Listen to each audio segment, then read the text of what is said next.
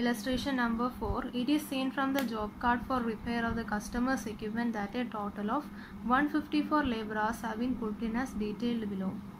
Worker A paid at 200 per day of 8 hours. അപ്പോൾ 200 rupees per day ആണ് 8 hours ആണ് പേ ചെയ്യുന്നത്. Worker B paid at 100 per day of 8 hours. Worker C paid at 300 per day of 8 hours. Monday, Tuesday, Wednesday, Thursday, Friday, Saturday, Sunday totally വന്നിട്ടുണ്ട്. In terms of an award in an employee conciliation, the workers are to be paid dearness allowance on the basis of cost of living index figures relating to each month, which works out at the rate of 968 for the relevant month. Dearness allowance is payable to all workers irrespective of wage rate if they are present or are on leave with wages on all working days. Sunday is a weekly holiday and each worker has to work for 8 hours on all weekdays and 4 hours on Saturdays. The workers are however paid full wages for Saturdays, 8 hours for 4 hours worked. Workers are paid overtime according to the Factories Act 1948. അതായത് overtime is paid twice of ordinary wage rate if work more than 9 hours in a day. അപ്പോൾ ഒരു ദിവസത്തിൽ 9 hours-നേക്കാളും കൂടുതൽ work ചെയ്തിട്ടുണ്ടെങ്കിൽ over time പേ ചെയ്യും. Or 48 hours in a week, വീക്കിൽ 48 hours-നേക്കാളും കൂടുതൽ work ചെയ്താലും ഓവർ ടൈം പേ ചെയ്യും.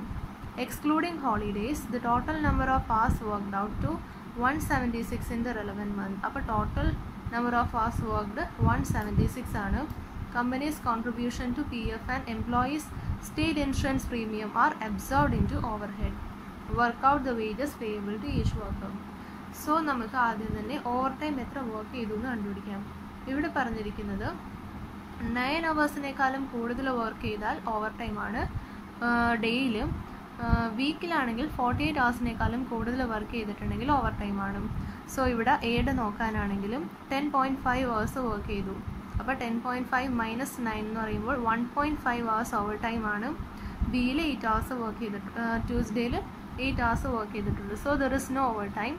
വെനസ്ഡേയിലും 10.5 hours വർക്ക് ചെയ്തു. So there is 1.5 over time.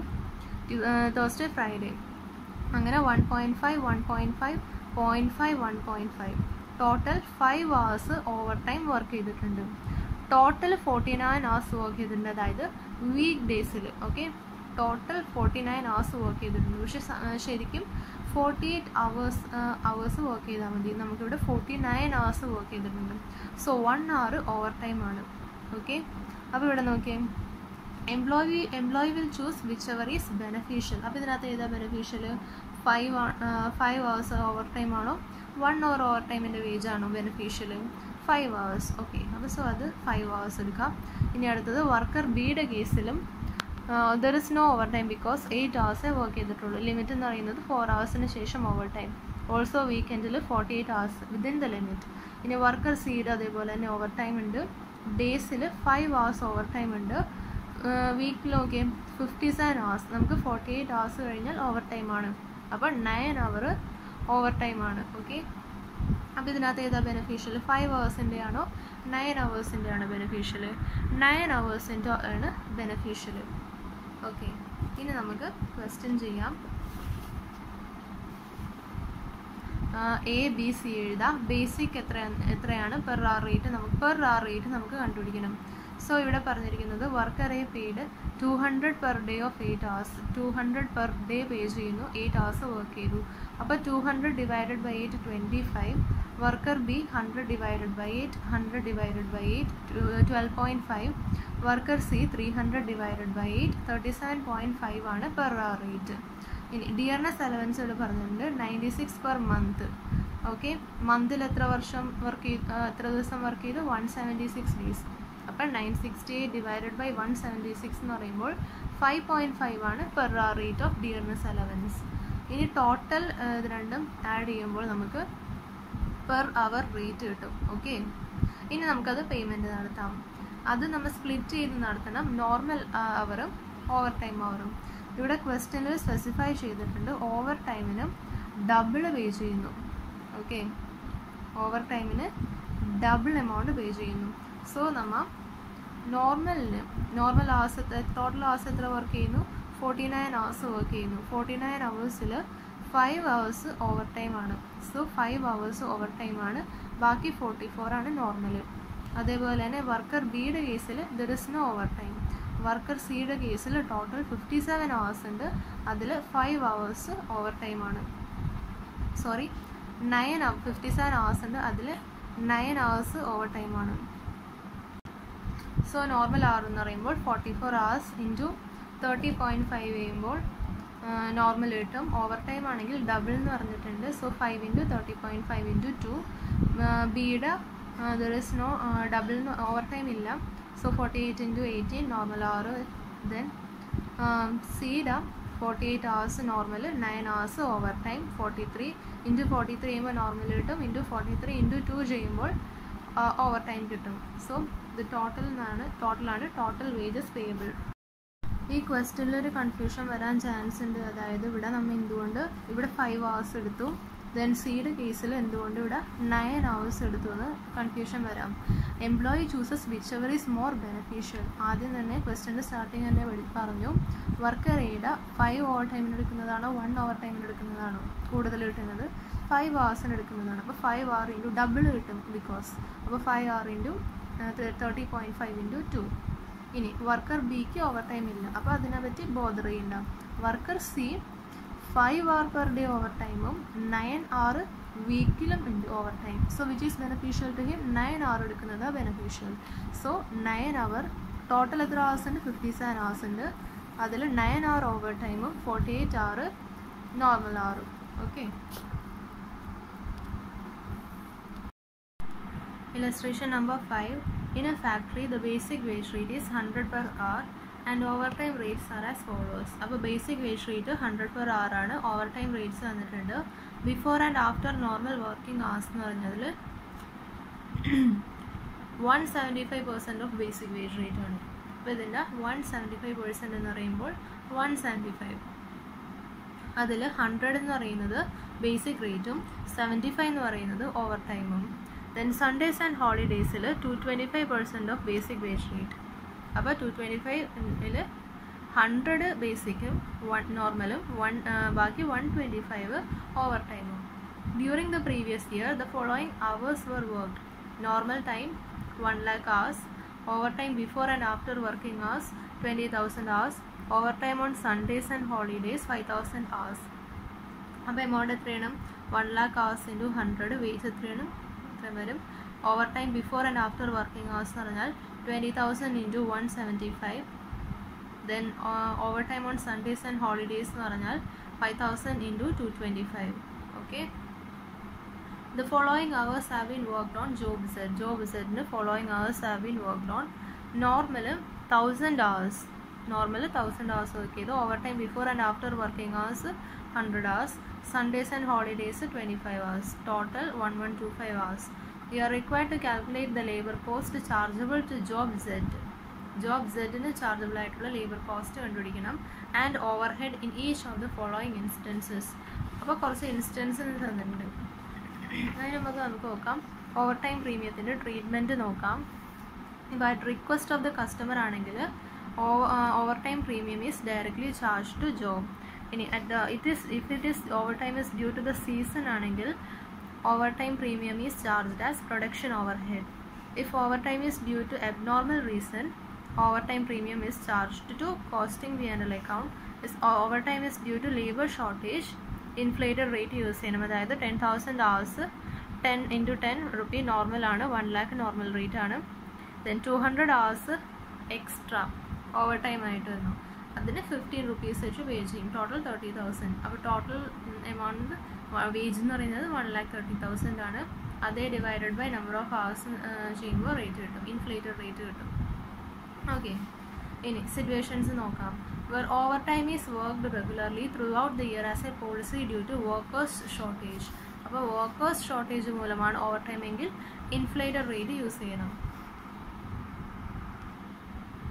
So inflated rate use ചെയ്യുമ്പോൾ ഇൻഫ്ലേറ്റഡ് റേറ്റ് എങ്ങനെയാണ് കണ്ടുപിടിക്കുന്നത്? Total wage divided by total hours. Total wage ഇവിടെ എത്രയുണ്ട്?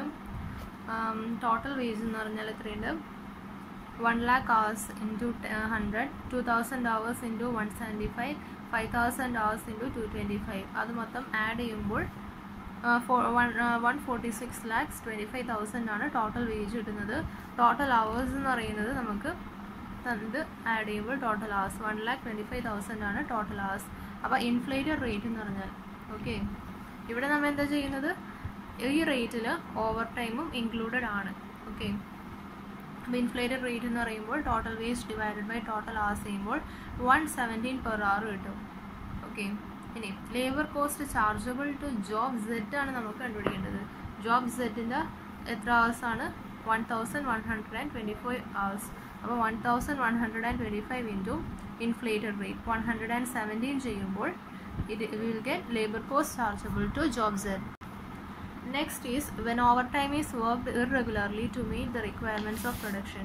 Production requirements meet ചെയ്യാനാണെങ്കിൽ okay, due to requirement due to production ആണെങ്കിൽ charged as production overhead. Overtime premium is charged as production overhead.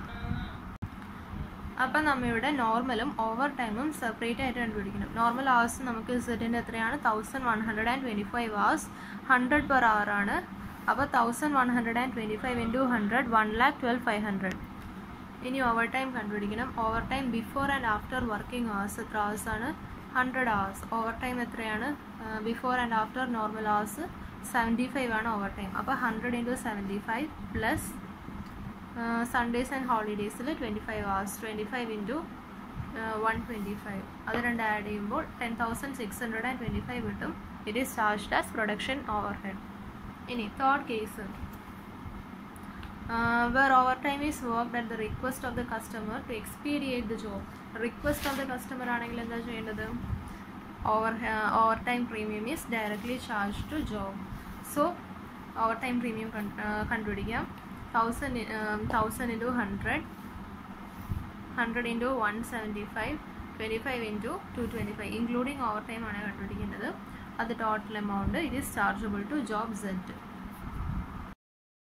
Illustration number 13. Calculate the earnings of a worker under ഇത് new text illustration number 6 ആണ്. Under Halsey system earnings calculate ചെയ്യുക. Halsey സിസ്റ്റത്തിലെ formula എന്ന് പറയുന്നത് actual hour into rate plus 50% of standard hour minus actual hour into rate. അപ്പോൾ rate തന്നിട്ടുണ്ട്, time allowed ആണ് standard hour, time taken ആണ് actual hour, time saved എന്ന് പറഞ്ഞാൽ standard hour minus actual hour. ഫോർമുലയിൽ സബ്സ്റ്റിറ്റ്യൂട്ട് ചെയ്യുമ്പോൾ ഏർണിങ്സ് കിട്ടും. Illustration number 14. Calculate the earnings of a worker under Rowan system. അപ്പോൾ സെയിം ക്വസ്റ്റ്യൻ ആണ്. ഫോർമുല എന്ന് പറയുന്നത് actual hour into rate plus actual hour by standard hour into standard hour minus actual hour into rate. Standard hour minus actual hour എന്ന് പറഞ്ഞാൽ എന്താണ്, time saved ആണ്. Next illustration. Two workmen A and B produce the same product using the same material.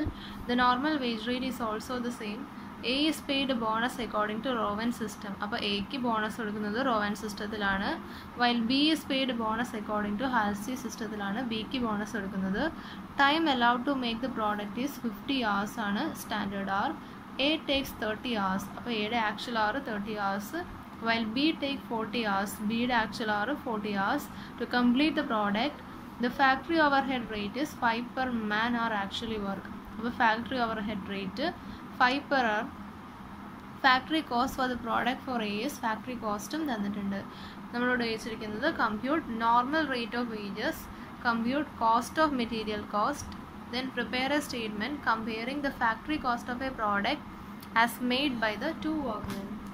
So ആദ്യം തന്നെ നമ്മളോട് factory cost തന്നിട്ടുണ്ട്. Okay, രണ്ടിൻ്റെയും factory cost തന്നിട്ടുണ്ട്.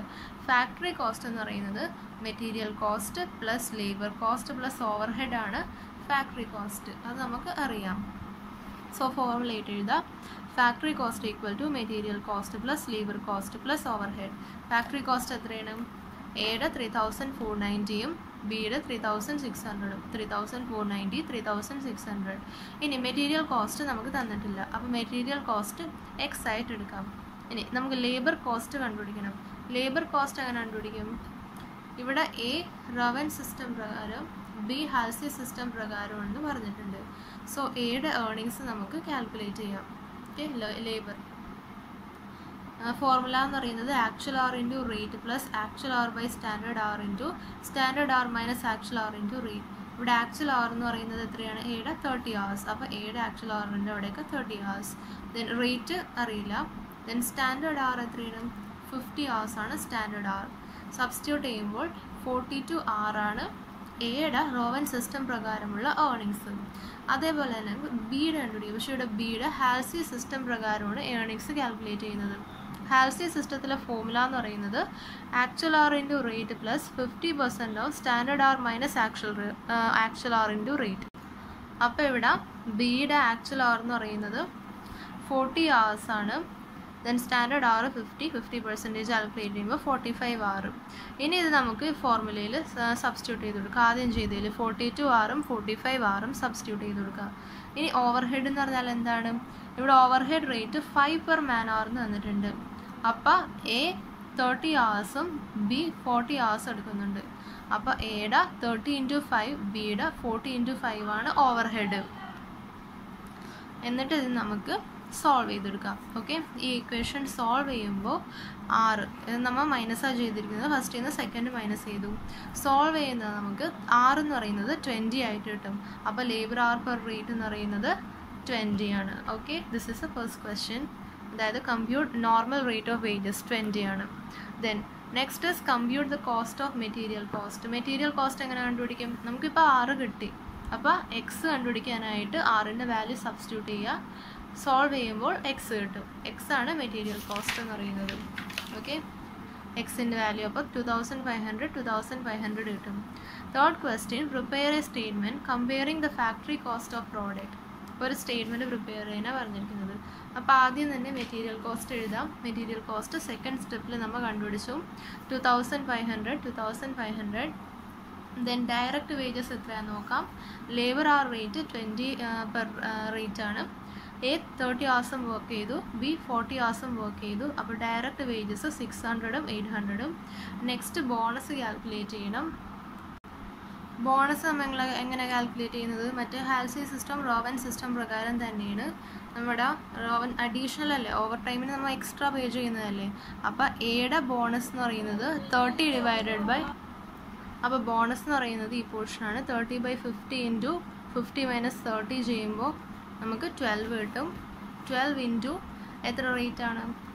20 രൂപ. അപ്പോൾ 12 × 20 എയുടെ.